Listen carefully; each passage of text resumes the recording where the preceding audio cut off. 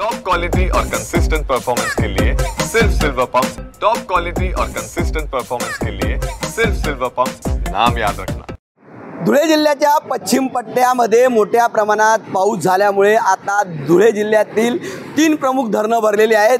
साक्री तालुक्यातील पांजरा धरण असेल, लाटीपाडा असेल, जामखेडी धरण असेल, हे तिघही धरण भरल्यानंतर यांचा सर्व पाणी हे अक्कलपाडा धरणात येतं आणि अक्कलपाडा धरणामध्ये मोठ्या प्रमाणात पाण्याचा हा प्रवाह आल्यामुळे आता अक्कलपाडा धरणातून प्रशासनाच्या वतीने आता या ठिकाणी 5320 क्युसेस पाणी पांजरा नदीच्या पात्रात सोडण्यात आलेलं आहे। आपण बघू शकतो की पांजरा नदी ही खळखळून वाहताना आपल्याला दिसत आहे। पांजरा नदीचा हा पहिल्यांदाच पूर हा जुलै महिन्यामध्ये आलेला आहे आणि आपण जर बघितलं तर इतर महापालिकेच्या वतीने या ठिकाणी जे काही अग्निशामक दलाचं पथक हे त्या ठिकाणी ठेवण्यात आलेलं आहे, कारण नागरिकांना हे जे काही लहान पूल आहेत, छोटे पूल आहेत, ह्या पुलावरून नागरिकांनी जाऊ नये यासाठी खबरदारी म्हणून या ठिकाणी महापालिका प्रशासनाच्या वतीने या पांजरा नदी किनारी असलेल्या गावातील लोकांना आणि नागरिकांना या ठिकाणी सतर्कतेचे आदेश देण्यासाठी हे पथक निर्माण केलेलं आहे आणि कुणीही नदीपात्रात उतरू नये, जाऊ नये अशा पद्धतीच्या सूचना या ठिकाणी दिल्या जात आहेत। आणि या ठिकाणी आपण जर बघितलं तर या ठिकाणी पांजरा नदी ही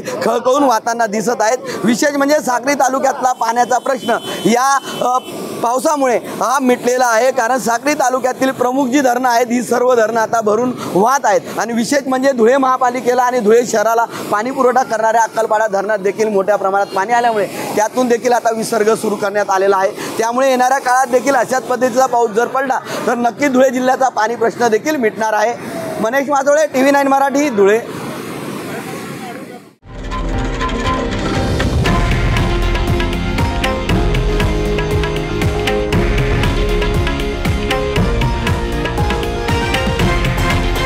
हे आहे देशातील नंबर 1 न्यूज नेटवर्क आणि आपण पाहत आहात TV9 मराठी, एकमेव।